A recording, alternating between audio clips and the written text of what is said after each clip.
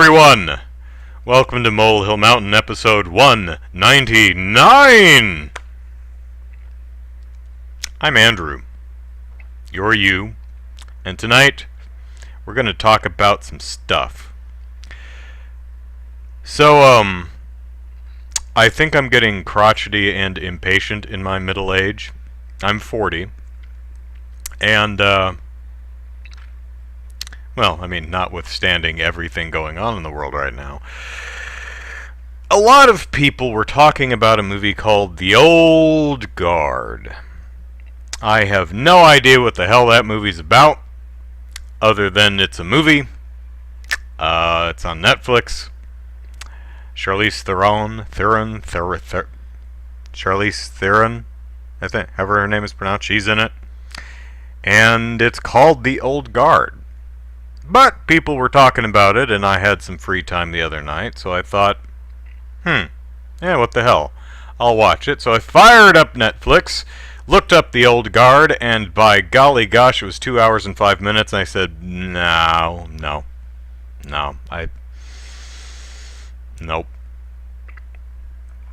Which is weird, because it's not like I have a tiny bladder, and even if I did, it's not like I can't pause Netflix and take a break. So, and, you know, I don't sleep great, so I can stay up late and watch a movie. But recently, I just don't have the patience for long things right now. So, there's a gross joke in there somewhere, but I'm too tired to make it. That's what she said. There we go. There's a lazy version of that joke.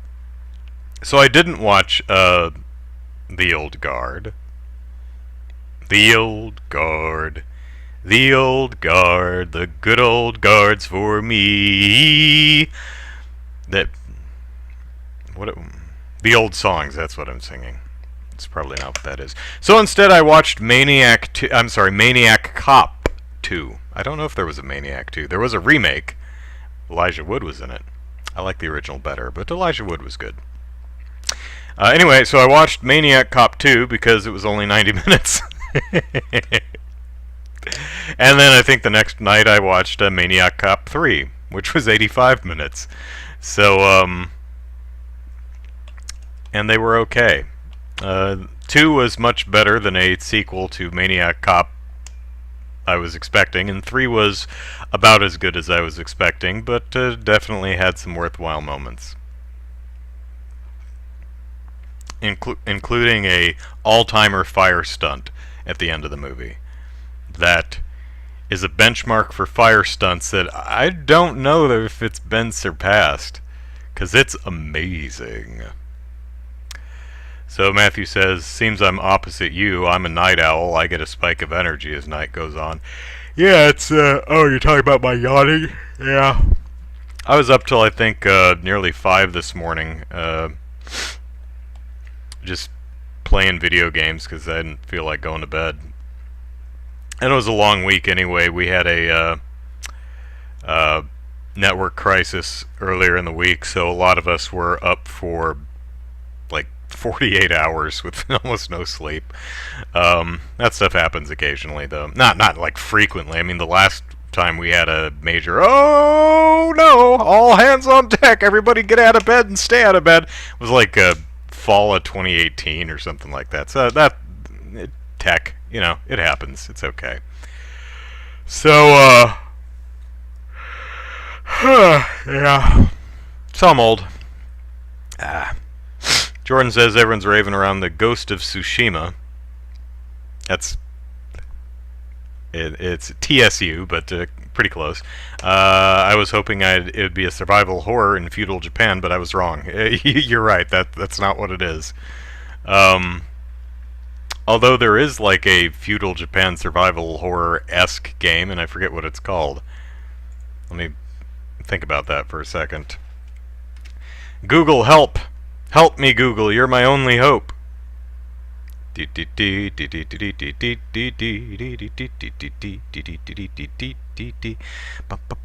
Onimusha. That's what I was trying to think of. Onimusha. Oh, Viper got it right before I did. Well done, Viper. Um, Matthew says Cloudflare had a major network outage caused by a typo. We just had one of our clusters went down and we couldn't bring it back up, so we had to, you know, clone stuff and bring it back up, and we had to work with both Microsoft and Dell to get stuff working again. Anyway, so I live in Southern California, San Diego to be precise, and everywhere I shop, and granted, the only shopping I do and have done for the past couple of months is grocery shopping, but every God damn, I'm sorry. But every shop I've gone to since late April, every May, requires wearing a face covering of some sort. So I was rather surprised to see Walmart, the, I think, biggest, at least brick and mortar retailer in the United States, crow about, where did I put it? No, I got it here somewhere. Here it is. It announced on the 15th, which was what, Wednesday? Yeah, Wednesday. It says to best serve our communities and protect the health and safety of our shoppers and associates, face coverings will be required in all stores beginning Monday, July 20th. So not even yet, 2 days from now. And I was rather surprised because I had just assumed that Walmart had been doing that, and it's kind of odd that we're several months into a global pandemic and Walmart's like, you know what? You know what? We should require face coverings in our store. But not now. Not now. Like 5 days from now. No rush. No rush.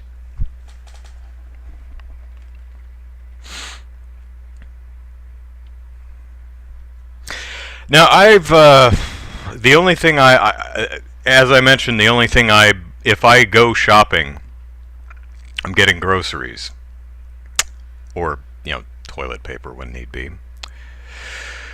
So Walmart is not somewhere I've been since at least March. So I don't know if my local Walmarts have been doing mask policies, and this is just corporate pulling its head out of the sand and going, "Oh shit, guys! There's a global pandemic. Wow, it's like 140,000 people dead in this country alone. You think we should require masks? Yeah, we probably should, but not like today. In a week, it'll be, I don't know if it's really particularly urgent. So, Walmart CEO, who I'm sure is a big fan of this show, what the hell is wrong with you?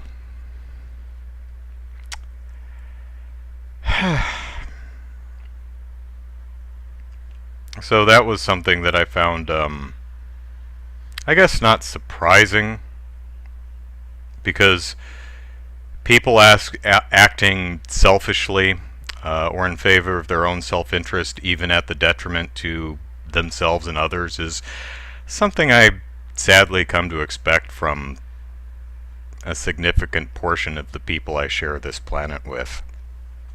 Kind of wish that wasn't the case, but them's the breaks. Matthew says every shop needs a new sign saying no shirt, no shoes, no masks, no service. Yeah. Which is kind of funny because I've been on this planet for 40 years, and while my memory is not particularly solid for the first couple of years of that stretch of 4 decades, I don't recall anyone getting in a big old tizzy over having to wear a shirt at Walmart or the grocery store or shoes.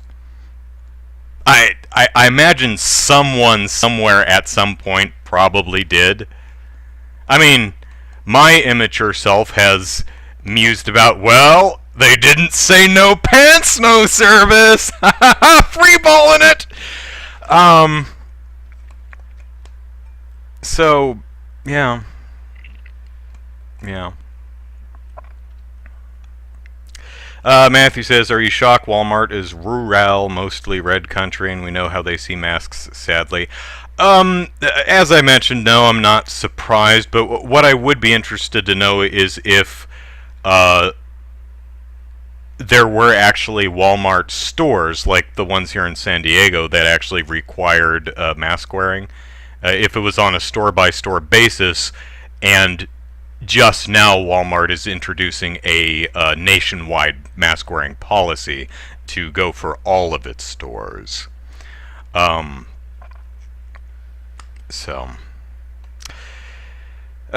see. Viper says, same here in England. We aren't getting mandatory masks in shops until the 24th. Well, yeah, I mean, really, what's the rush? I mean, I talked to COVID, and COVID said, hey, you need until Monday? No problem. I'll stop spreading until Monday, and for across the pond Thursday. So yeah, take your time. I know this is a logistical challenge, but COVID has been very accommodating.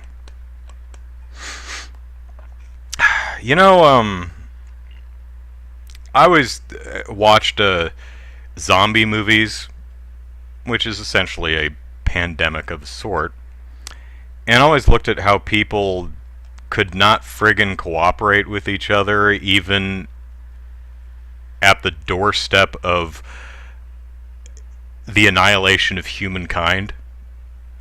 And when I was younger, of course, and less jaded and cynical, I thought, surely, if humankind... I mused when I was young, you know what we need? We need a good old alien invasion. We need some extraterrestrials to start coming down on a ship and shooting stuff up. That would get humans banded together to unite against a common cause. No, it wouldn't. No, it wouldn't. In fact, alien invasion movies, pandemic movies, I think they're giving us way too much credit. I imagine the next couple of years we're going to see a zombie movie where people just, deny the existence of zombies, even though they're, outside, and there's hundreds of thousands of people dead. Some places are completely destroyed. It's like, oh, no, that's silly. So, people, there's some good ones, but man, a bunch of them are just such disappointments, to put it mildly. Matthew says, I hate living in Florida. Oh God, you're in Florida? I'm so sorry. If only because, depending on where in Florida, if only because, especially at this time of year, especially May through the early fall, oh God, weather-wise, the combination of heat and humidity in a lot of the areas of Florida is, it's terrible. I mean, heat exhaustion is a thing, my friends, and Florida don't help none. But yeah. Jordan says, people put on masks, some people are putting on masks out of fear of being denied necessary services rather than the sickness itself. That's called a tyrannical government. No, it's not, but I'll read your fault. Sadly, if COVID only affect penguins, very little people would care. We think only of our own species. Oh, that's absolutely true. If this particular virus only affected a species of birds, well, yeah, we wouldn't care as much because it's not killing us. I mean, I would hope that, people in whatever relevant fields would try to do something. There are pandemics localized to specific species of animals, and some of us do try to help with that, but yeah, it certainly wouldn't be a big deal if it didn't affect us, but it does. And if some people wear a mask just because they don't think they'll be able to buy their groceries otherwise, yeah, okay. And yeah, wearing a mask sucks, but so does wearing pants because it's hot. But we wear pants. I mean, it's uncomfortable. I mean, if you have some sort of respiratory ailment, I get it. Not everyone can wear a mask, and you don't have to wear them at home. Like, I'm not. You don't have to wear them 24/7. It's just when you're around other people. So when you go outside, wear a damn mask. Help stop the spread of a disease that's not only killing a bunch of people, but making a bunch more sick, which is going to make them have and it's a really nasty illness. Now, some people have it and don't manifest any any symptoms, or their symptoms are fairly light. But man, that damn thing will tear through some people's lungs and stuff, and they're going to have medical conditions for the rest of their lives. It's a very uncomfortable virus. So yeah.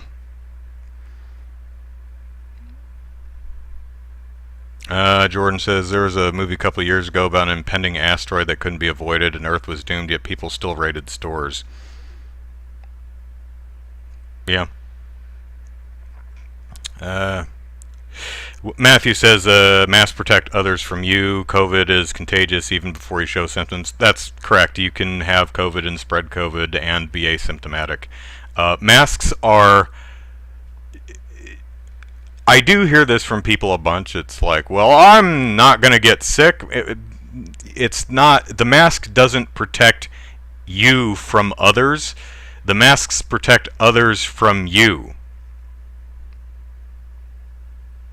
Because how COVID is generally spread is respiratory droplets, which are, it's exactly what it sounds like. It's the little aerosol particles that we expel from the holes in our face when we speak, or sneeze, or cough, or talk, or breathe. So, simply covering that helps keep your respiratory droplets to yourself. And if everyone's keeping their... Broadly, if as many people as possible keep their damned respiratory droplets to themselves, then we can really stem the spread of the virus. But unfortunately, some people are feeling particularly generous with their respiratory droplets. And so I'm in the U.S., by the way, so this is going to last in the USA for a long time. This is not going to end anytime soon. It's right now it's the worst it's been, and it's getting worse every day. And I hope to be wrong about this. I would love for things to just suddenly turn around, but no, it's just going to get worse. A lot of people are going to die. A lot more people are going to die. And they don't need to. But enough people in enough places are just self-centered enough and cruel enough to not do the bare damn minimum. I mean, I might have a little bit of sympathy for people if the solution to stemming the spread of COVID was everyone needs to chop off your pinky on your left hand with a butter knife held between the toes of your right foot. That would be asking a lot, right? I mean, clumsily chopping off your left pinky finger with a dull instrument. That, survival of the species and all. I know people are dying. Oh, I'm falling backwards. Let me fix my chair. Hang on. There we go. That would be asking a lot, right? I could understand some people going, hey, How come you still have your pinky? Why didn't you chop off your pinky? Do you not care about everyone else around? It's like, I do, but cutting off my pinky with a butter knife's asking a lot, man. But that's not what anyone's being asked. Speaking personally, I don't know if I could do it. I'd probably just stay home. But what I'm being asked is, Andrew. Yes? We need you to do a couple things to help stop or at least stem the spread of COVID-19. Okay. Don't ask too much of me now, because I'm very selfish and self-centered. But, let me know what you need. Well, I'm not cutting off my finger, but, give me the bare minimum. I don't want to work too hard. So what do I need to do? Okay. A couple things. 1. Cover your nose and mouth when you go outside and you're around other people. Oh, you mean I have to, buy these expensive medical-grade masks? No. You could just get, a piece of cloth and tie it around your face, like a bandana. Oh. Even a scarf would work. I mean, it'd be really uncomfortable and hot now that we're in the middle of summer, but yeah, just any type of cloth cover and just tie it around your face. Your tan lines are going to be weird, but okay. Cover my nose and mouth. So essentially, the same thing I do when I sneeze or cough, cover my nose and mouth. Same thing I've been doing my entire life. Just do that when I go outside and around other people. Okay, that doesn't seem to be like you're asking too much of me. Oh, but I've got more. Oh my God, more? What more could you possibly want from me? Well, it would be great if you could wash your hands.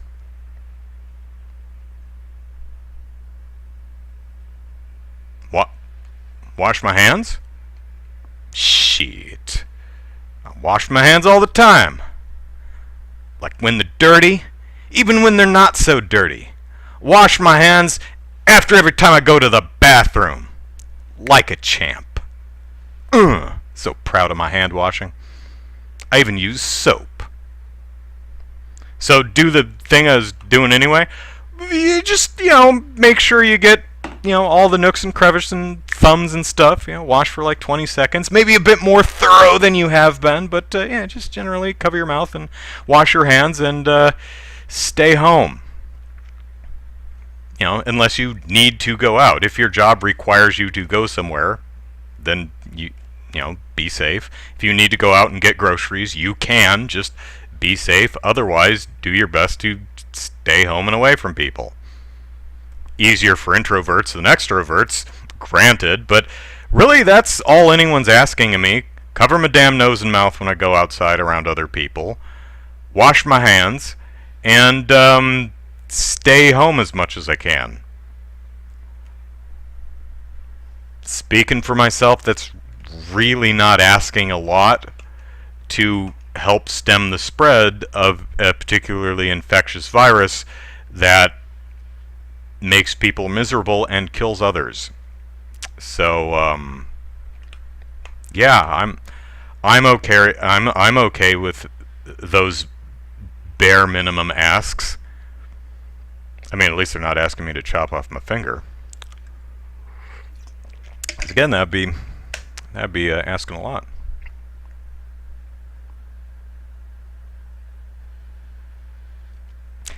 I like how no one mentions the recovery rate is higher than the death rate. So? I mean, yes. Most of the people who get COVID don't die. So what? The natural human immune system is doing its job. It's assisting, but also, hospitals and medicine and medical care workers are doing their job, so it's a combined effort. But hey, let's have some fun with math. Math is fun. Doop doop doop. So these statistics are a couple days old. Bup, bup, bup. Oh, my computer's dragging because I have a million tabs open. Hang on. Come on. There we go. Okay, so in the US, as of a couple of days ago, we have 3,675,598 cases that are known. So these numbers are going to be skewed because our testing in this country is absolute dog poop, so you can bet it's a lot more than that. But there are almost 3.7 million known cases. And known, we have 136,648 people dead. So, 675,598, boop. That is 3.7% of the confirmed cases in the US are dead.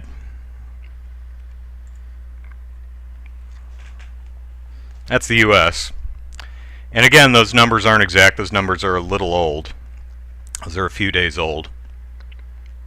And again, our testing is garbage, so the number of cases is definitely higher than that, and that would lower the percentage. But yeah, 3.7 million known cases, 137,000 people dead in the last 4 months. That's nearly 4%. So yes, approximately 96% of people survived, but they were also very sick. Some of them for a long time, and some of them, probably a fair number of them, lost their jobs and with it their health insurance. And so they're probably going to be facing some financial problems for a good chunk of the foreseeable future. There's a good chance many of them are going to be have chronic medical problems, particularly respiratory problems for the foreseeable future. So while it's true that the mortality rate is far less than the recovery rate, and hooray for that, I don't find that a particular. I don't know what point you're making with that observation. So, doop doop doop. Matthew, wearing a mask is not taking away someone's freedom. People need to get a clue. That's true. Yeah. I don't recall, again, USA, but there's no, I can't think of any right that the Constitution guarantees that you don't have to wear a mask. I mean, we do have dress codes. I just don't think doing the bare minimum to help people not get sick is really asking a lot or impinging on anyone's freedom. And really, I don't think you have a freedom to make people sick any more than you have a freedom to not wear a mask. You know, I would think that we'd all kind of want to not make people sick, but you know, some people just like being contrarian. Some people just suck. Wearing masks in Surfix doesn't seem like a big deal, but where does it stop? What else is the government going to force upon the populace that changes the day-to-day fundamentals of living? Well, I mean, that's I guess you're going for the slippery slope argument. Well, when it gets to the point of actually infringing on a right, you know, like sending federal polices into states in unmarked cars and unmarked uniforms to kidnap peaceful protesters, you know, that's an infringement of rights. So I draw a line there. But currently there is no federal mask wearing mandate, so, and there's, with the government we have in this country, I doubt there's going to be. So fact, so far as I know, the president wore a mask once, and he wore it to the medical center where he went to go get some type of cognitive test. Probably because they wouldn't let him in there unless he did. So, and hooray, the guy running our country can purportedly recognize a fucking camel and draw a cube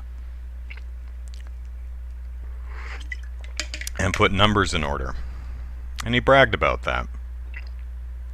And I don't think it's particularly complimentary if it's true, and it's definitely not, but if it were true that the staff administering the test was like, holy shit! You actually got stuff on this simple cognitive test right? I am genuinely amazed. That's not a good thing.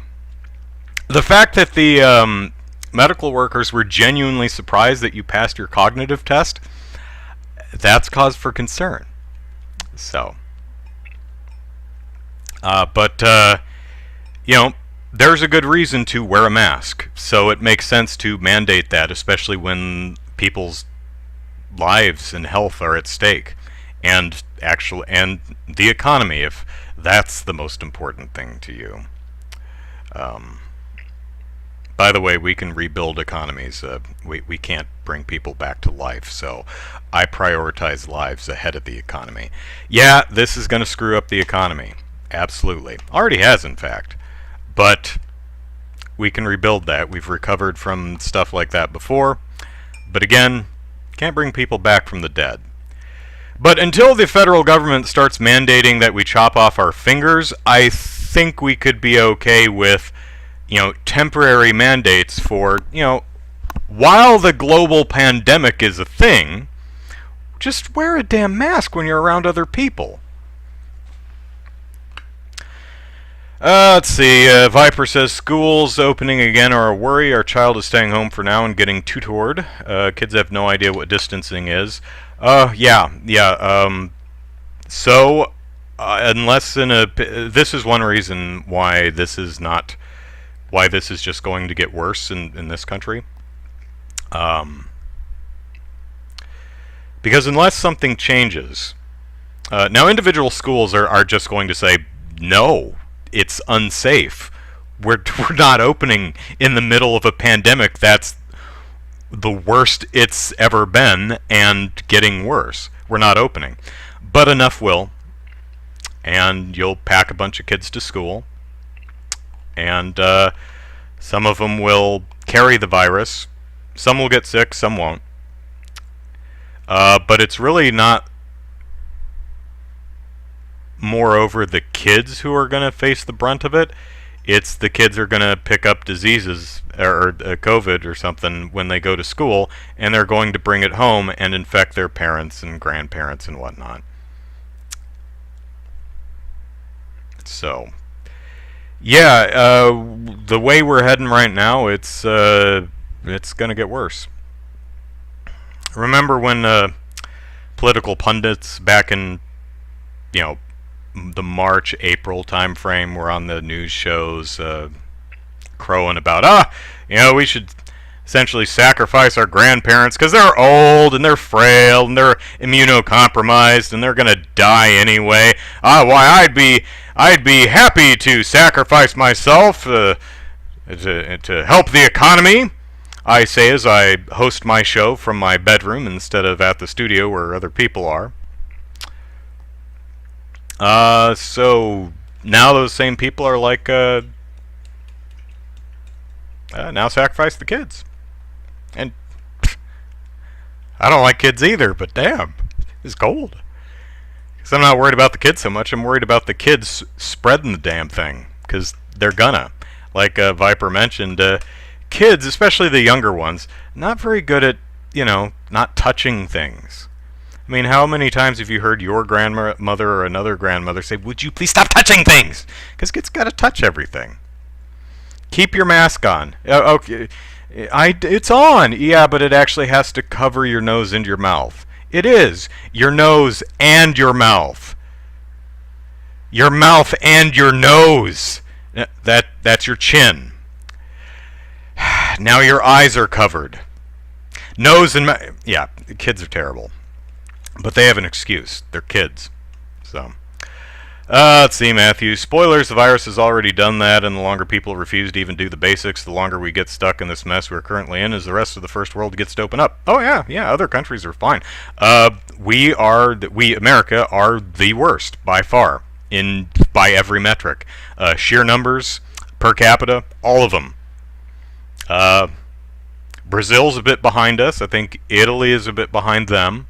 But most countries in the world, they've had second waves, they've had flare-ups, but a good chunk of the rest of the world's countries managed to, for the most part, get this licked. And they're going back to business as usual. Meanwhile, we here in America are not anytime soon, it's looking. Matthew says, not a binary choice. COVID-19 leaves long-term harm to a lot of people who had it. That's true. Compared to the flu, which is at 0.01%, I have no idea if that's a mortality number or what that percentage is. But yeah, at least mortality-wise, the COVID-19 is more contagious and easier to spread than the flu, which is not particularly surprising, being that we have vaccines for strains of the flu. We don't yet have a vaccine for COVID-19. It's new, so that's not terribly surprising that it's so damn contagious, because our silly little bodies don't know how to fight it off yet, because we don't have vaccines for it yet. Matthew says about a third of all people are looking to be evicted. I don't think there's a federal policy, but a lot of places, including where I live, there is a current moratorium on evictions. But yeah, when this is over, I imagine people are just going to get booted.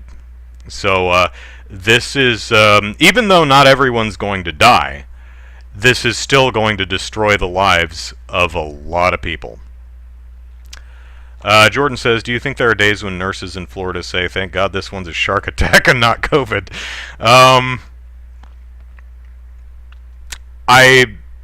The variety is the spice of life, but I think medical workers in Florida or anywhere else, one of their concerns is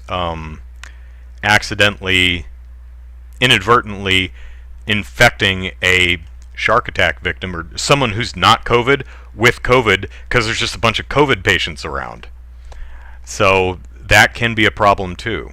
I don't know how big a problem it is, if it is a problem, but there's a potential there. Most medical facilities I'm aware of are doing here's all the COVID stuff, here's everything else, and they're trying to keep it as isolated as best they can. But as you run out of room, and as you run out of personal protective equipment, there's only so much you can do. So, to be frank, it's unsafe for the most elderly staff. Elderly, immunocompromised. That's one of the reasons why some of the hardest hit places are retirement homes. Well, hello, Bruno Fernandez. You've retracted all your messages, but hi. Death rate for flu is 0.01. I'll have to take your word for that. I don't know, but yeah. Jordan says, one day if I have grandkids, I'd like them to ask about the pandemic and not about the pandemic that was used politically for a second civil war. I fear it really could head in that direction. I mean, what would the Civil War be over? The last one we had was, we really want to own people as property. What would this one be fought over? I really don't want to wear a mask during a pandemic.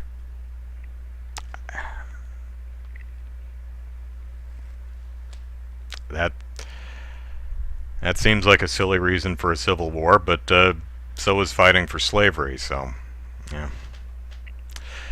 Alright, so and that's my screed about Walmart's mask policy. So hey, let's talk about video games. So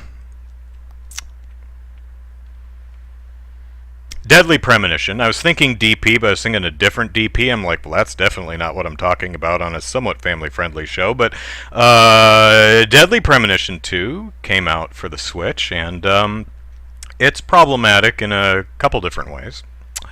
One way is technically, it has its frame rate is really bad. It's like, looking at video, I'm going to estimate like 10 to 15 frames when you're wandering around the open world on your skateboard, shooting dogs and squirrels, because apparently that's the thing you do in the game. I don't know. Francis York Morgan didn't seem like the type to go around murdering dogs, but I'm sure there's some context I'm missing there. I think most gamers are would be okay if the creative team behind a game said, you know what, this is not our vision. This was not what we wanted. We're going to fix that. We're going to make it better. We're going to put out a patch that improves the game and ensures it hews more closely to our creative vision and intention. I think most gamers would be behind that. Now, I'm sure there's going to be a gamer here or there who says, no! Leave the purity of the 15 frames per second or whatever, but I think most gamers like that can be safely ignored. The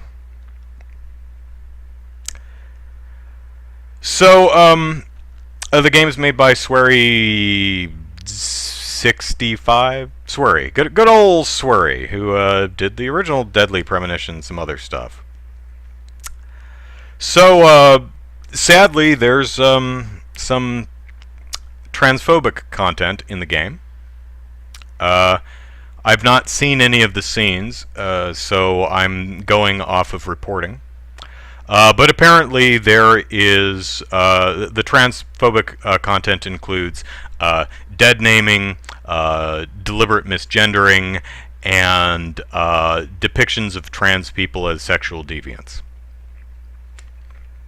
Again, I've not played the game myself, going off of reporting. And that's unfortunate. And it's also fairly surprising coming from Swery, whose last game, The Missing, J.J. McCatfield and the Adventures of the Island of Mystery, or whatever it was called.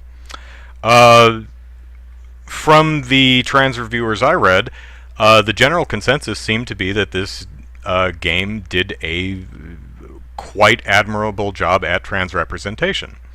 And I have heard, but cannot confirm, so don't take this as absolute truth, that The Missing, Swery's last game, was made in consultation with trans people. So, if that's true, that probably has a lot to do with why the trans representation in that game was as well done as it apparently was. I've not played that game either, but it looks pretty neat. It's got donuts in it. So, I was having known that, I was kind of surprised to hear that, well, wait, Deadly Premonition has some clumsy trans representation in it. That's kind of surprising. Huh. So, Mr. Swery, who swears a lot, hit up, hence his name, hit up Twitter earlier in the week and said, "Good morning, everyone! I need to tell you about my apologies about DP2, Deadly Premonition 2. So I wrote a message by myself with Google Sensei. I'm assuming he means Google Translate. Please forgive my poor English skills." And he says, "Dear DP fans," we are all fans of DP, Swery, "I would like to tell important message." I'm just going to read it exactly as it is, broken English and all. I don't mean any disrespect. I'm just reading it like it is. Blame Google Translate. "I would like to tell important message. I realized by pointed out from friends I might have hurt transgender people in my scenario. It wasn't intentional. I am really sorry for that. Some scenes will be sanity checked by a team that included diversity. And I will rewrite that scene ASAP, so please continue to support Deadly Premonition. I'm the one writing the scenario." Doop doop doop. Hang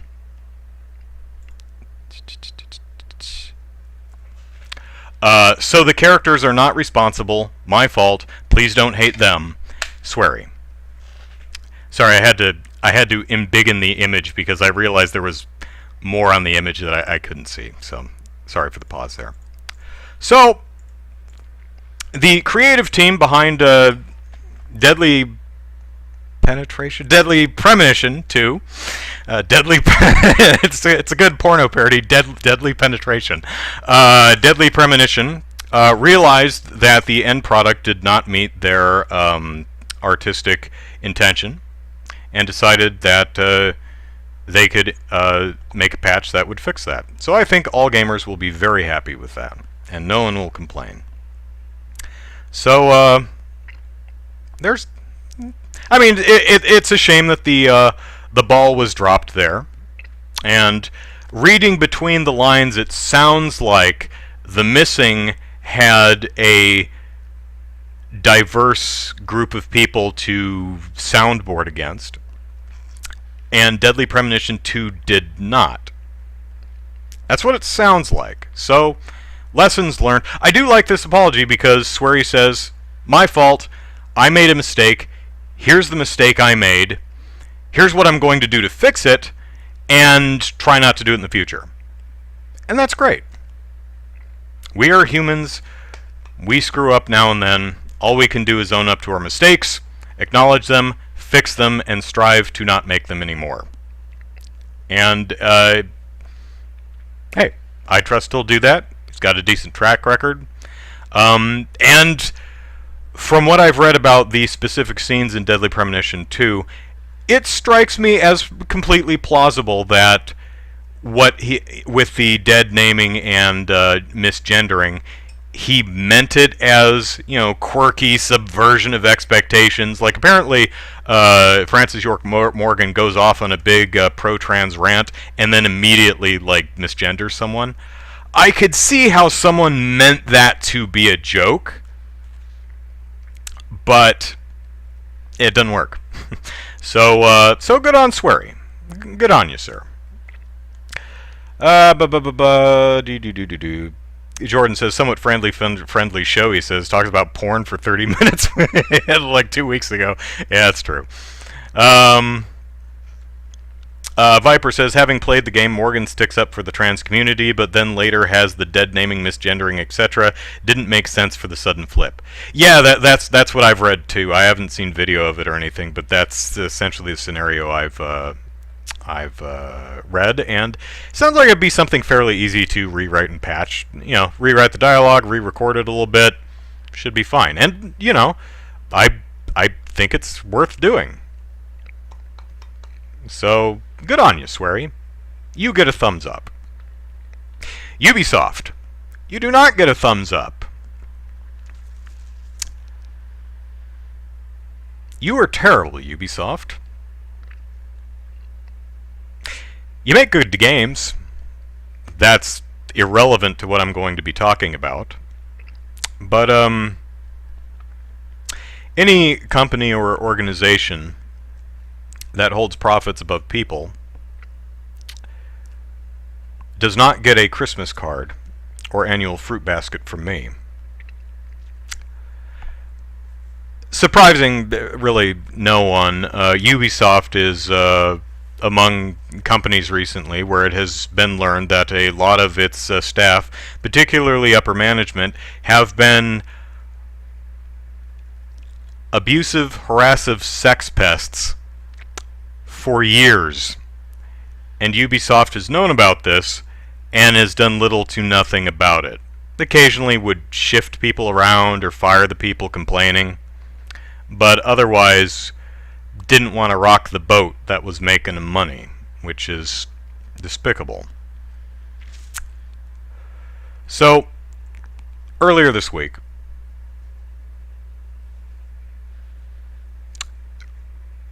Ubisoft had, or actually I think it was last Sunday, Ubisoft had the Ubisoft Forward Nintendo Direct style presentation to show off some games that it would really like you to buy. That day, let me see if I can find it real quick. Doop doop doo. That's not it. That's not it. Again, I've got like 24 tabs open. Here we go. July 12th. Ubisoft posts on Twitter. It says, Ubisoft Forward comes during a time of big internal change. Because all the content has been pre-recorded, we wanted to recognize that the issues we're currently dealing with won't be addressed directly in the show. We still have significant work to do and are committed to this process. We will provide more updates soon.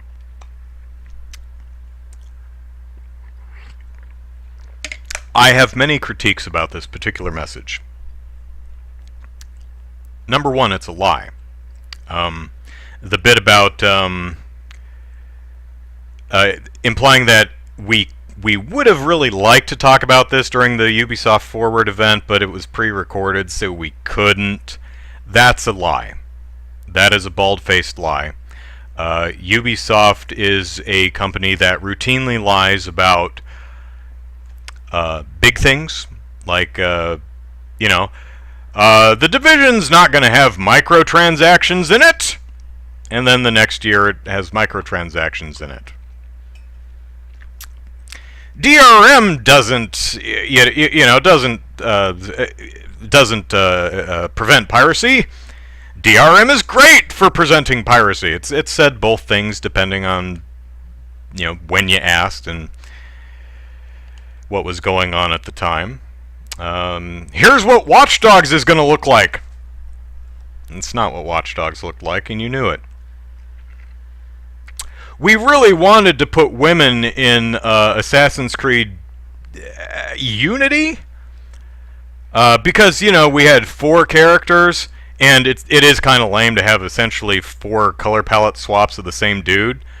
And we thought about putting women in it, but so hard, so much work. It would be literally double the work. That was a lie. It would not be double the work. It would be more work, but nowhere near double. That's been confirmed. So it lies about stuff like that, but it also lies about really small, stupid things that it doesn't need to lie about. My favorite is recently. Let me scroll through my huge thing of notes here to find it. God, this is going to take forever to find it. Here we go. So, very early June, Ubisoft announced the new Trackmania game. And it has a subscription model in which you pay something like, I don't know, $10 a year or $10 a month. It's something. You pay a certain amount of money to every so often to keep playing the game. It's a subscription. Ubisoft said, actually it's not a subscription model, but an access to the game for a limited time. You pay for having access to the game for one period and that's it. When the time is over, you have to buy the game again for the time that you want to access it again.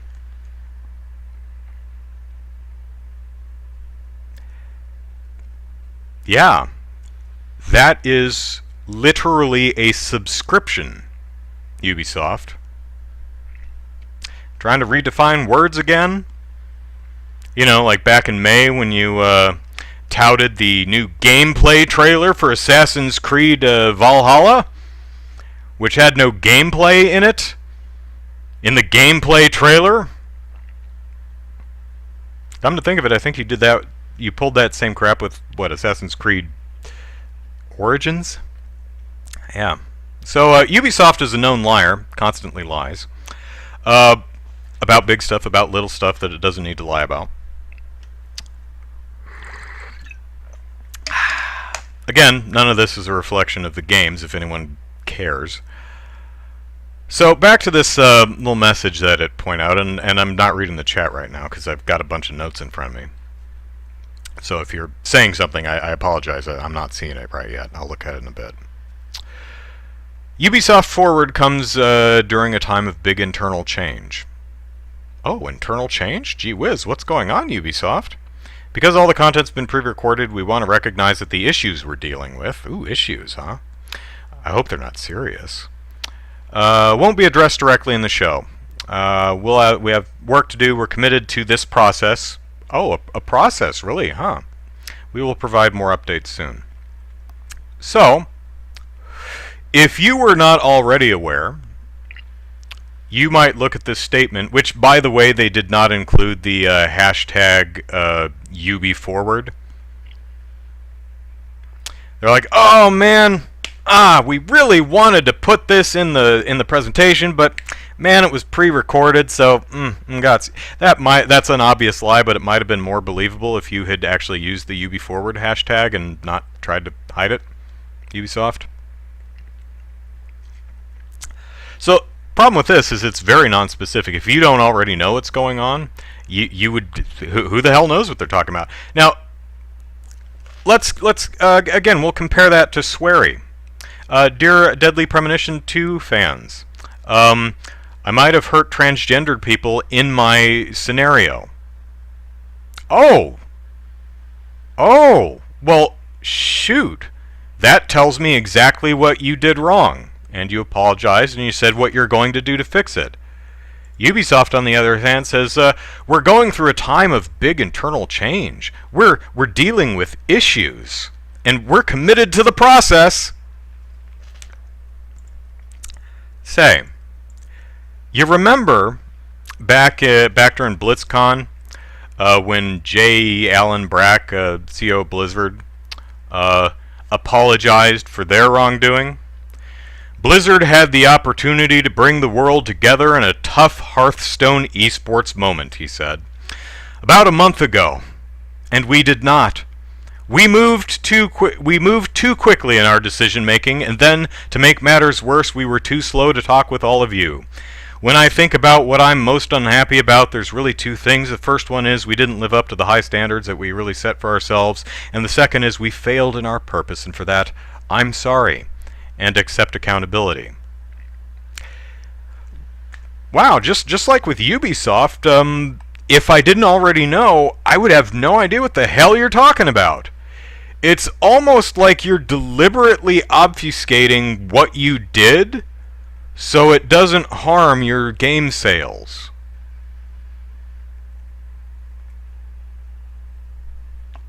I work for a tech business. I have a background in writing, so oftentimes I'm not the document writer.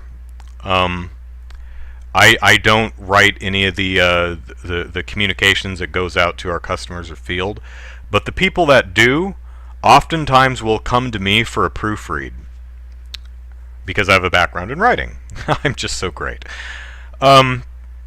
So I know that these messages are workshopped to death.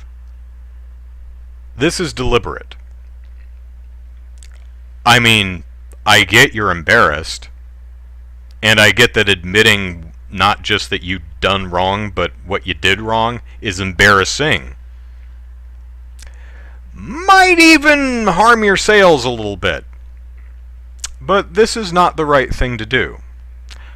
What Swery did, if you make a mistake, it's better to not make mistakes in the first place, but if you do, that's the way you do it. This is not. This is willfully disingenuous.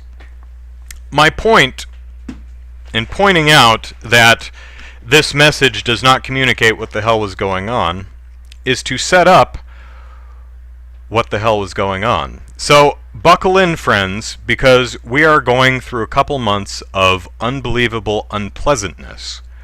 I'm going to stay away. I'm going to be fairly general in my descriptions of the specific behaviors, but I am going to talk about some unpleasant stuff. So, back on May 11th, Ubisoft announced the Ubisoft Forward for July 12th and introduced the Ubisoft Forward hashtag. So, that's when this whole thing was announced, May 11th.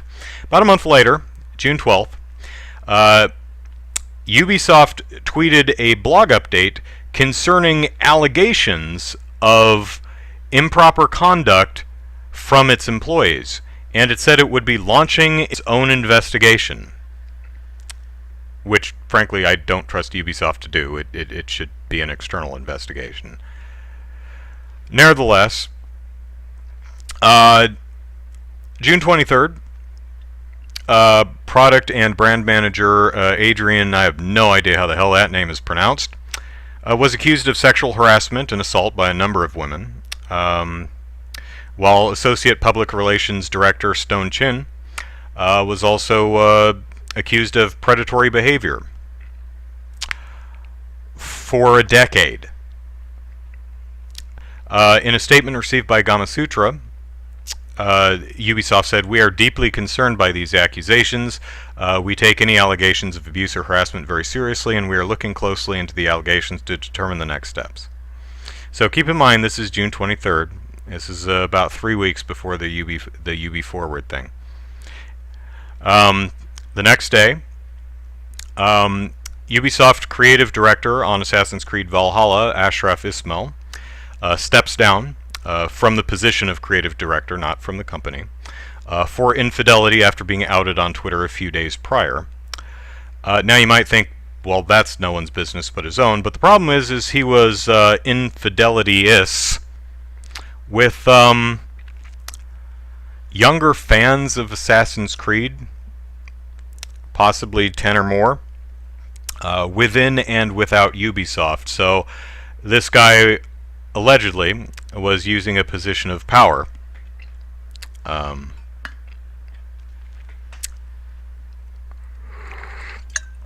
against a bunch of women who worked for him or were fans of the property that he was creative director of. The next day, Ubisoft apologized and committed to investigating allegations. Gamasutra elaborated that, as well as instances of harassment within the community development team, the sexual assault allegations against Ubisoft Massive Director Antoine Imond, and cases of racism, homophobia, and sexism at Ubisoft Sofia, another development house. The next day, editorial VPs Tommy Francois and Maxime Belland, and, quote, several other employees were placed on administrative leave. July 2nd, Yves Guillermo, however his name is pronounced, the CEO of Ubisoft, acknowledged all this stuff and promised that change starts today and will revise the composition of the editorial department, which was all white males, transform our human resources process, and improve the accountability of all managers. He appointed the current projects director in the Strategic Innovation Lab, Lidwin Sauer, S-A-U-E-R, as head of workplace culture, and created a new head of diversity and inclusion position, which is yet to be filled, so far as I know. The very next day, Belland resigned from his role after being accused of sexual harassment and assault, and the fellow editorial VP, Tommy Francois, was placed on disciplinary leave pending the outcome of the investigation. Per Kotaku, an unnamed individual from Ubisoft Toronto has been terminated for engaging in behaviors that do not align with what is expected of Ubisoft employees. This is a different person from those two. July 6th. Kotaku report details allegations that go back years with no repercussions other than occasionally moving employees around.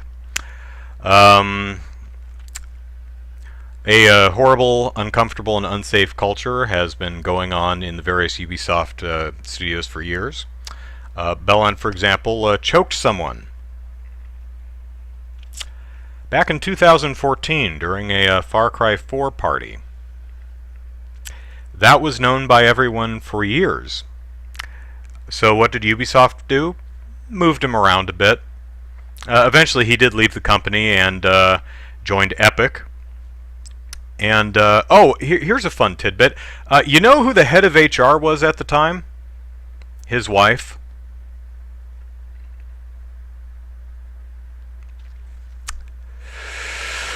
So, as I mentioned, he was at Epic for a while, but hey, he was hired back to join the all-white, all-male editorial group last January, which also included Tommy Francois, aforementioned. That entire team was picked by Sergei Haskoet. July 11th, a couple days later, Sergey resigned as Ubisoft's chief creative officer. Yanis Malat, and I'm butchering the names, I apologize, managing director of Ubisoft's Canadian studios, stepped down from his role, left the company effective immediately.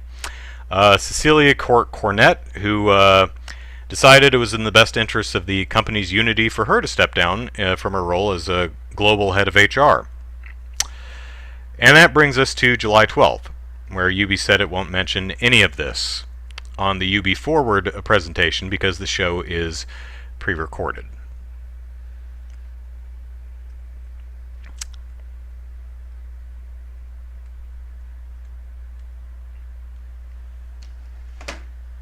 That's a lie. I would put money on the presentation being in a state of flux, the pre-recorded presentation being in a state of flux and changing and being re-edited and changed, sequences shuffled around, bits being dropped out, bits being dropped in, up until at least 2 days before. Probably the night before. I wouldn't be surprised if they were futzing with it the morning of. Because that's how this stuff works. Information is constantly changing, deals are going through, deals are falling through, what you can talk about, what you can't talk about, assets you think you're going to get, you're not going to get, assets you don't think you're going to get, you do get. It's not like when they announced the Ubisoft Forward on May 11th, the whole presentation was filmed and locked and rendered and good to go. That's not how this works. They've been dealing with this culture for decades. It just came out into the light to a great extent recently, about a month ago. Really started hitting it June 23rd, so good, 2-3 weeks before. Ubisoft had plenty of time to put even a cursory, incredibly vague, we are dealing with issues and we promise to resolve them, blah blah blah, boilerplate response in its presentation. It could have done that. Saying that, implying that it could not have because it was pre-recorded, is a deliberate and willful lie. It didn't do that because it didn't want to do that. And my guess is because it was, I don't think it really cares what you think about it. If it did, it wouldn't harbor harassers and abusers. And it wouldn't lie about really simple things like what a subscription model is or what a gameplay trailer is. I think if they think that such a message would lose even one sale, then it's not worth doing.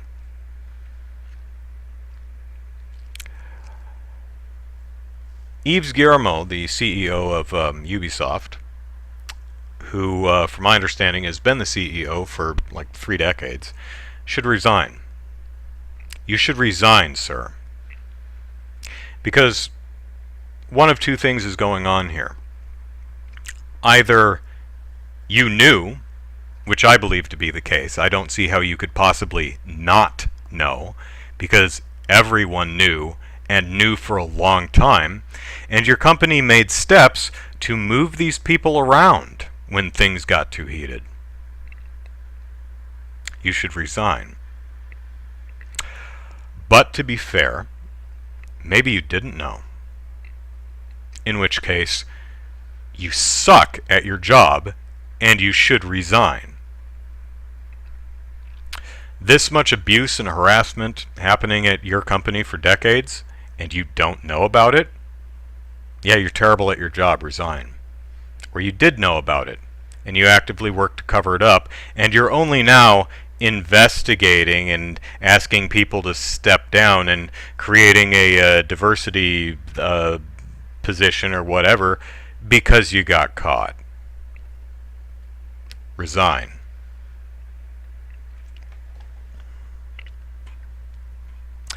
Now I'm going to see what the chat's talking about. Hi chat, how you doing? Oh, not too much going on. Jordan wants Assassin's Creed BC, Cavemen. Oh, that'd be cool. Viper says, surprised they didn't put the new Trackmania in an arcade cabinet. You put a coin in every time you want to play for a limited time. That would be good. So nothing much going on in the chat. Now, I wish this issue was exclusive to Ubisoft. It's not.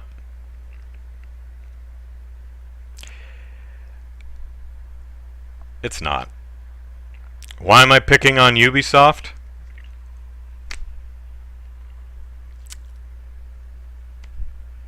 Mainly just because that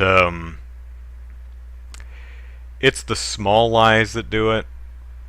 I'm particularly offended by the small lies that Ubisoft tells, because they're the oh, we couldn't have done this, it's a pre-recorded show, or oh, this is not really a subscription game, because that tells me you think I am phenomenally fucking stupid. And that hurts my fragile little feelings.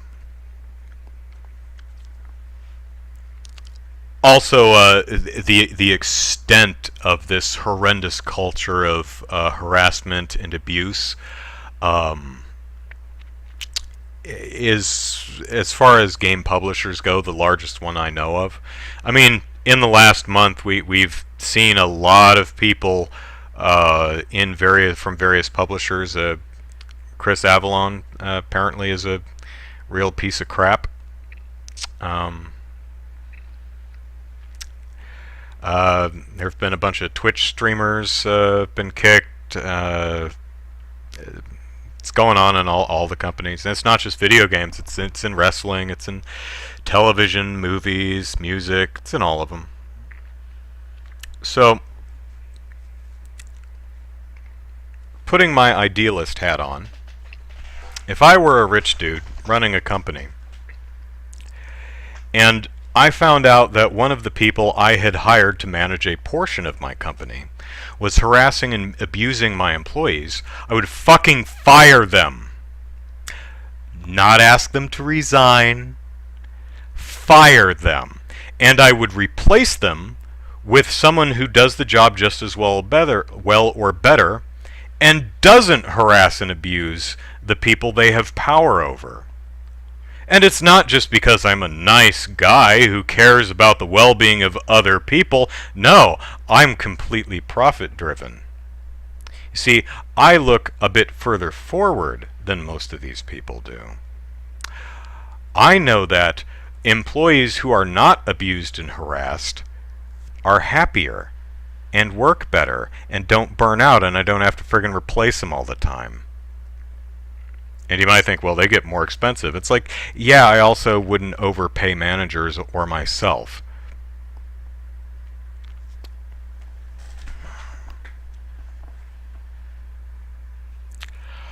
There are a lot of people in the world. There are a lot of people in the world.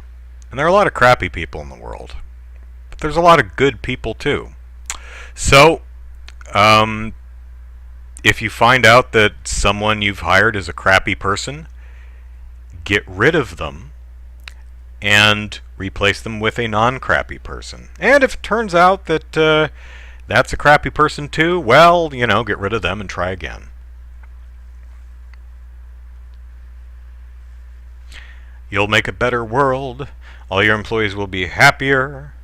Think of the positive press. You'll make more money. And isn't that what it's all about? Not, human decency or dignity, but money.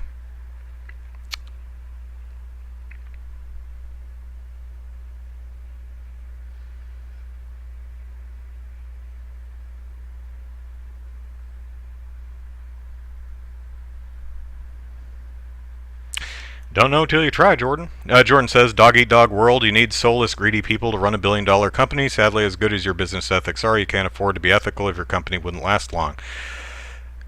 I don't agree. So, hey, Let's talk about Ubisoft's Ubisoft Forward official live stream. That they couldn't mention any of this stuff. They couldn't manage to edit in a token, "We're sorry to all the people we've hurt. We promise we won't do it again, and we'll hold the people who've hurt others to account," including the people who allowed it to happen for decades. So how was the show? It was okay. It was slickly produced. They showed off Watch Dogs Legion, which strikes me as another Ubisoft game that Ubisoft is going to lie about it not being political at all. For those who don't know, Ubisoft Watch Dogs Legion takes place in London, I think, where some nondescript authoritarian regime has taken over and is being all fashy, and the citizens are arming themselves and rising up to overthrow the fascist authoritarian government. That's not political at all. I don't know why you would say it is. The thing that actually strikes me most, and I've mentioned this before about this game, is the main hook of the game is you can recruit anybody. So the idea is you wander around the streets of London and you pick someone who looks interesting, and apparently every single person who populates London is potentially a recruitable person. You pick someone, you go through their side story, and now they are a member of the resistance. Again, this is not political.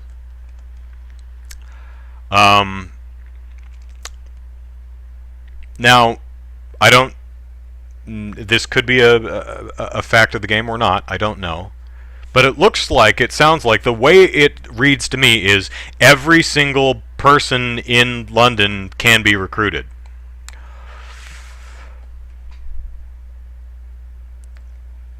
That's not particularly realistic, because about half the people would fight you. They would not be recruited. In fact, they'd call the authorities on you.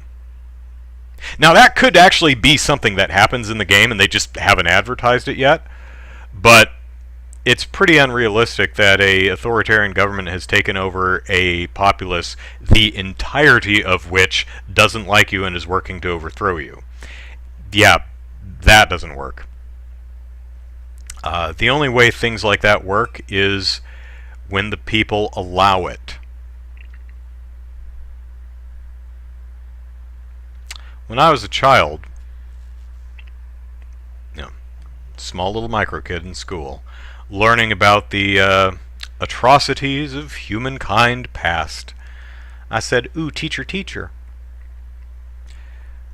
how did we let this happen?" I mean, we all knew it was wrong, right? So how did they get into power? How was this allowed to happen?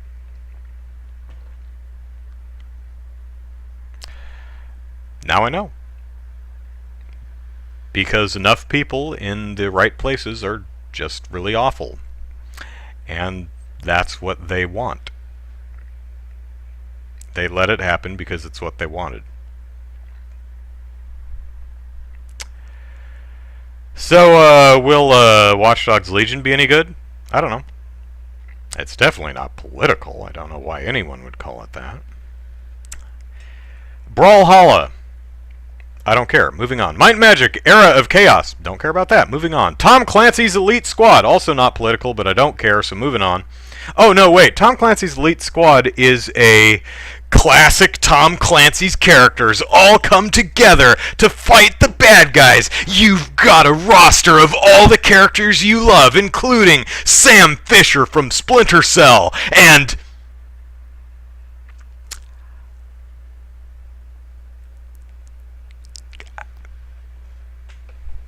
like 5 or 6 other people that I genuinely don't recognize. I'm sure they are actually characters, and I'm sure they are very beloved in their franchises. Like, I'm sure that lady is from Rainbow Six. That's Sergeant Susan, and she's awesome, and she's from Rainbow Six Siege or something. But honestly, I mean, the idea is fine. Super Smash Brothers only works because we recognize all these characters. It doesn't really work when you. I mean, it's like the Z team here. Sam Fisher and I don't think Sam Fisher knows who any of these people are. Anyway, maybe I'm being mean just because I don't know who most of these characters are. Hyperscape. Oh no, Rainbow Six Siege. Also not political. Also can't remember what the hell they were talking about, so I'm sure it's some DLC or something. Hyperscape. Oh, hey! Do you like Battle Royale? Here's another one. Looks fine. Looks like a competent Battle Royale. Do you like Battle Royale? This is one. Assassin's Creed Valhalla. Actually got some gameplay, so that's cool.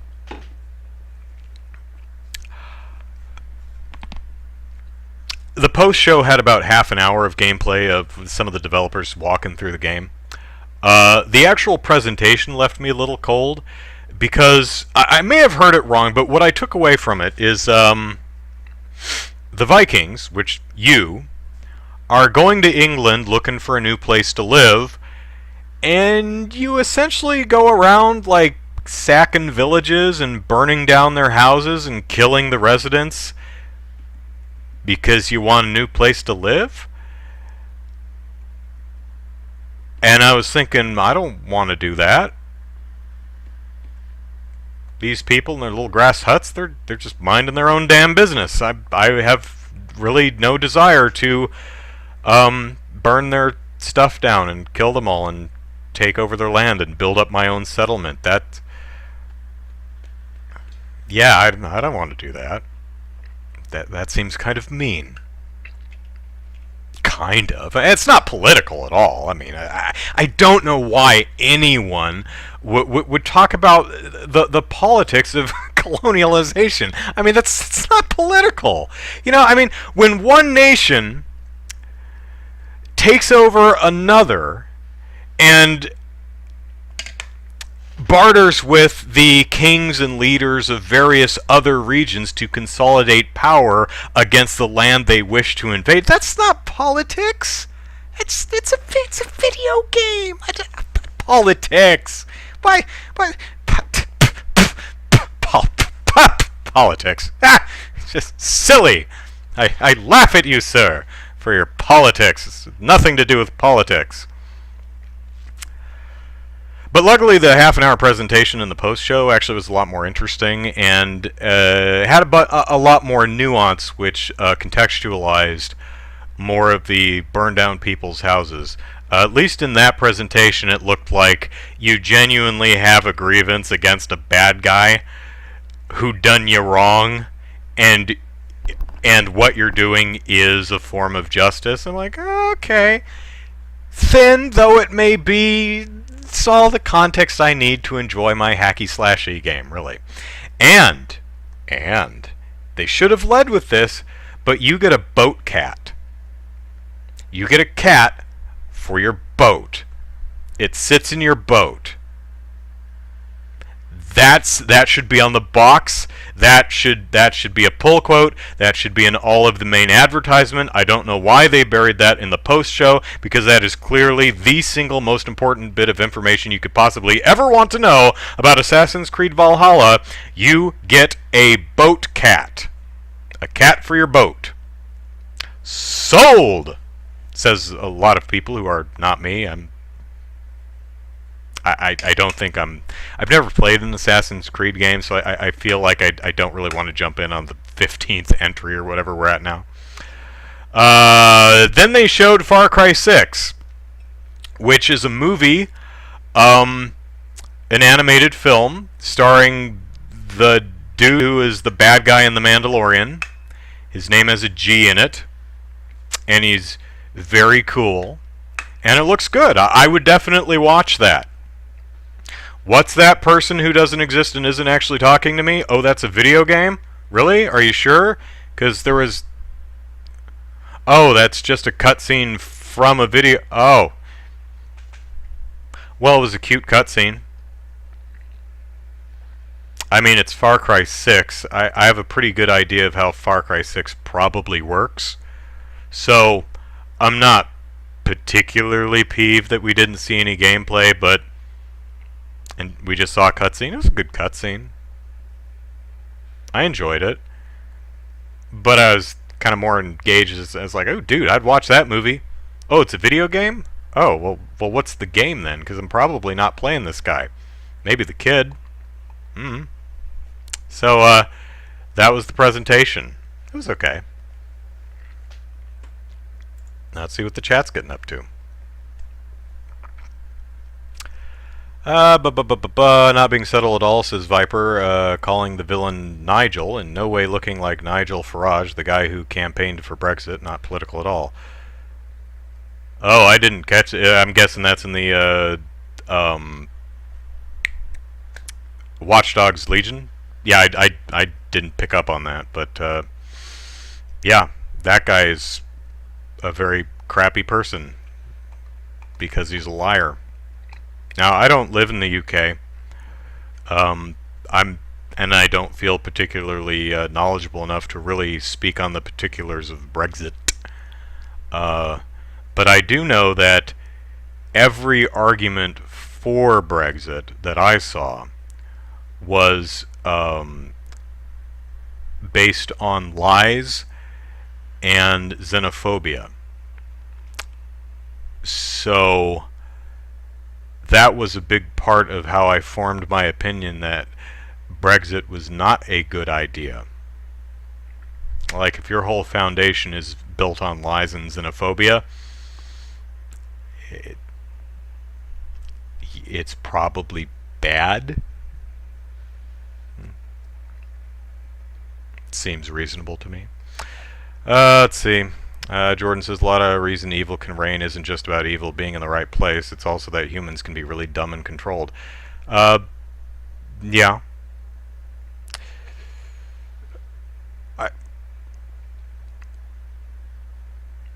It's certainly an element of it. My observations, and I'm certainly no expert in this area, but a lot of what I see seems to stem from a desire for complacency. For example, I've known people who are like, bigotry is wrong, and I don't like it, and I wish bigoted stuff didn't happen. But when you talk about bigotry, and especially when you talk about being proactive and actually doing something to address bigotry, it makes me really uncomfortable. So, as much as I don't like bigotry, I like my comfort more, so I would rather bigotry. I'm okay with. I don't like bigotry, but you know, as long as it doesn't happen to me and it happens over there where I don't have to see it and I can pretend it doesn't exist because it doesn't affect me, that's how I'd prefer it. You know? I've seen that with people I know. They get more upset with the noise resulting from people fighting injustice than the actual injustice.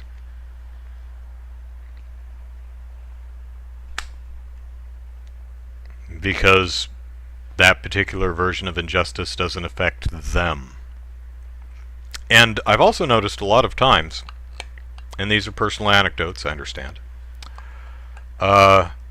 even when it does affect them, it's easier to just do nothing. You know, I'll take a little bit of inconvenience rather than feeling uncomfortable actually confronting any of this stuff and working to fix it, even if it does actually have some sort of negative impact on me. I see that too. So, yeah, certainly there is no one specific thing. It's a myriad of things. But yeah. Let's see. Hyperscape, Ready Player One, the Battle Royale. Yeah, it did kind of have a. Oh, that the backstory to Hyperscape was totally Ready Player One. Yeah, here's the context of that Battle Royale game.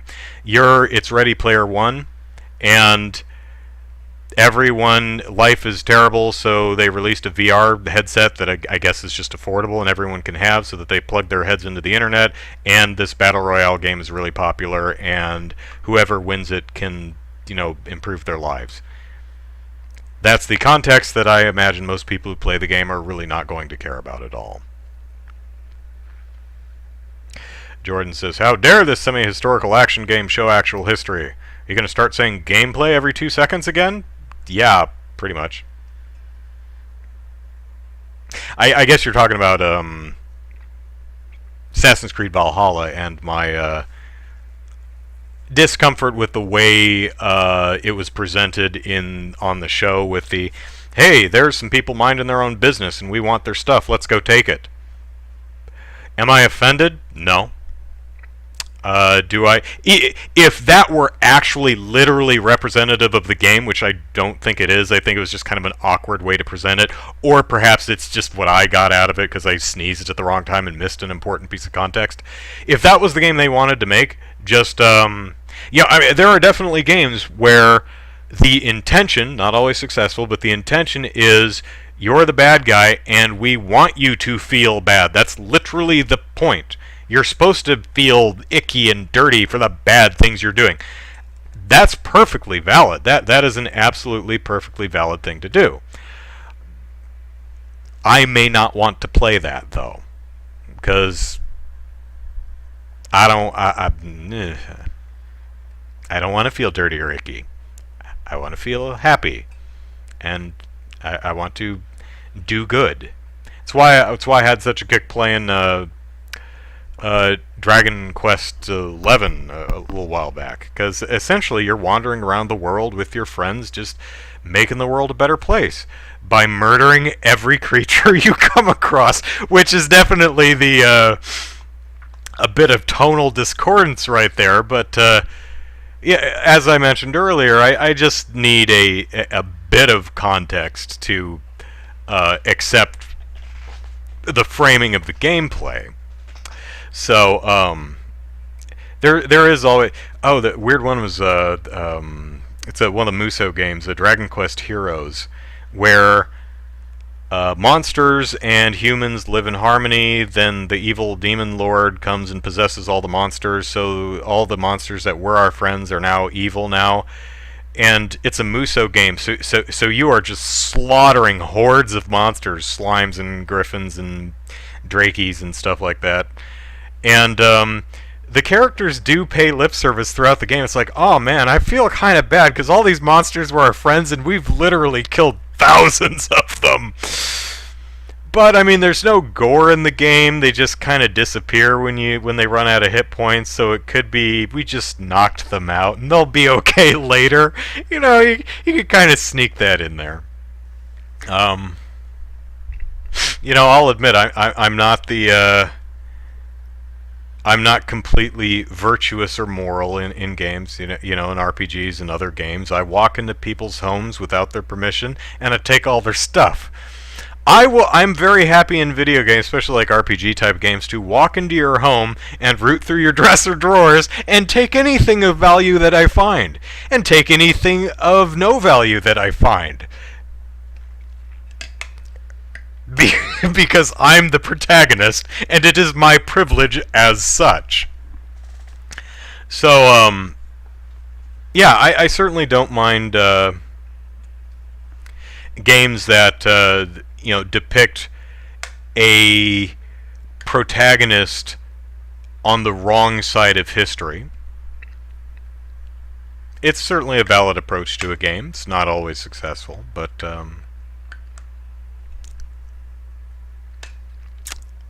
making games and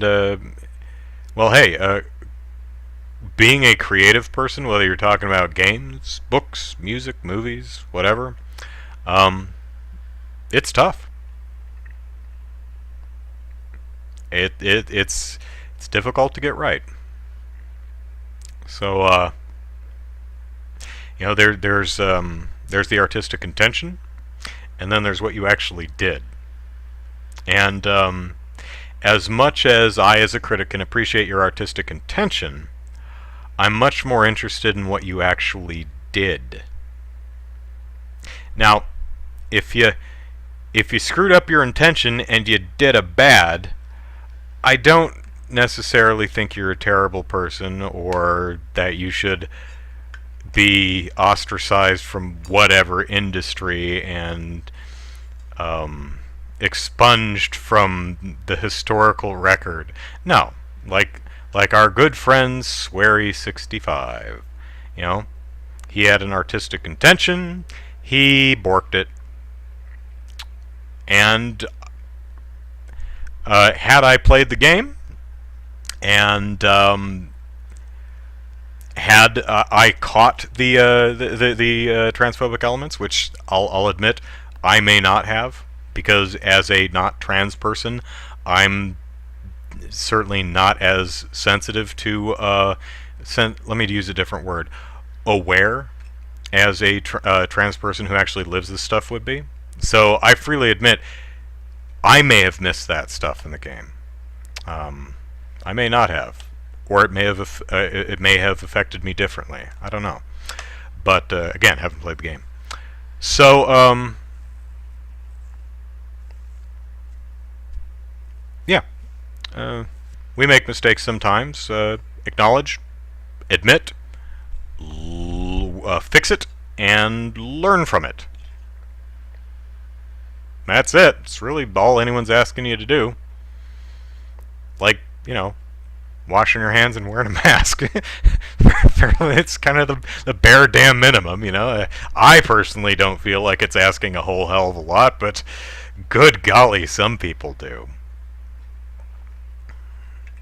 And I remember when I was little, I used to, I was a real stubborn kid. I'm still stubborn, but I don't like being wrong. I still don't like being wrong. But as much as I don't like being wrong, I like being right more. So if I find out that I'm wrong, it angers me because I have an anger problem. But at the very least, I have the opportunity to, learn and grow and be a better person and be more correct about more things. What gets me is I often hear people make arguments that I've made before. Bad arguments. Let's use a real simple one.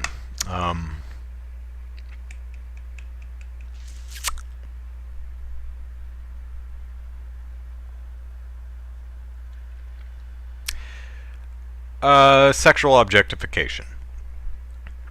A lot of folks have pointed out that, hey, the way women are broadly depicted in media is sexually objectifying.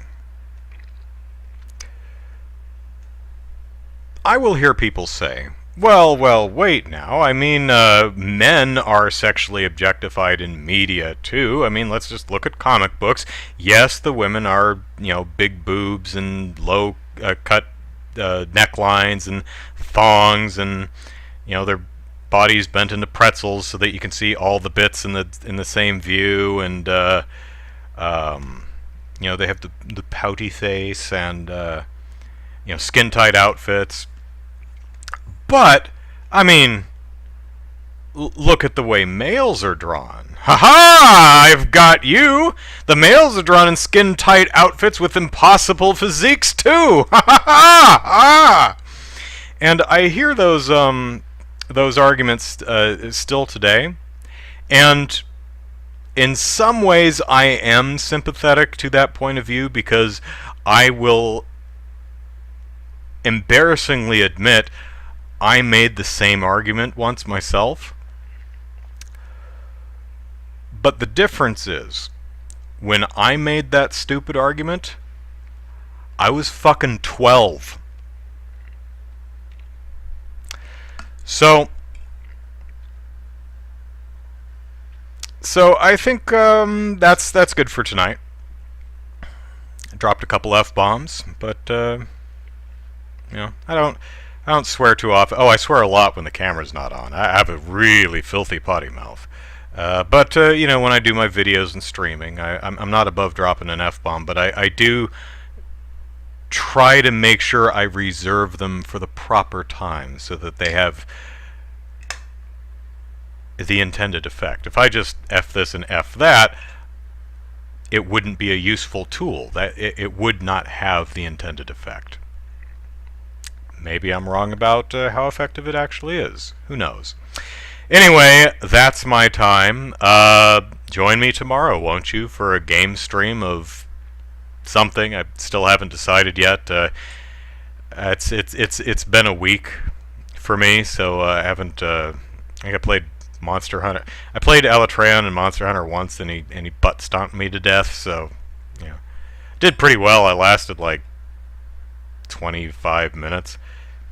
Didn't really have a problem lowering the damage of the Eschaton Judgment and breaking the horns, but eventually I ran out of horns. He only got 2. So I need to get good. Yeah, it's pretty much what it's down to. I have a couple thoughts on how to improve my gear. I think I'll, instead of doing a strictly defensive set, I think I'm gonna try to gem in like lower the defense but put in like evade extender so I can dodge attacks better, and then put health regen on my weapon. Because I currently have I think Val Hazak set does that bonus where it regenerates your health, and the health regen on the weapon refills your health as you smack the monster. And I'm running out of time seems to be the problem, so if instead of running away to heal, if I just smack the monster to heal, that may help, but I haven't really had time to play. I've been working on other things. Anyway, hey, folks, come back tomorrow, noon Pacific Standard Time, and we'll play a video game and have super happy fun times. We will. We'll fake it until we're super happy and fun. We'll force a smile. All right. Everyone, be good. Brush your teeth, and get a good night's rest. And I'll see you tomorrow for I don't know, something. So take care, everyone. Good night.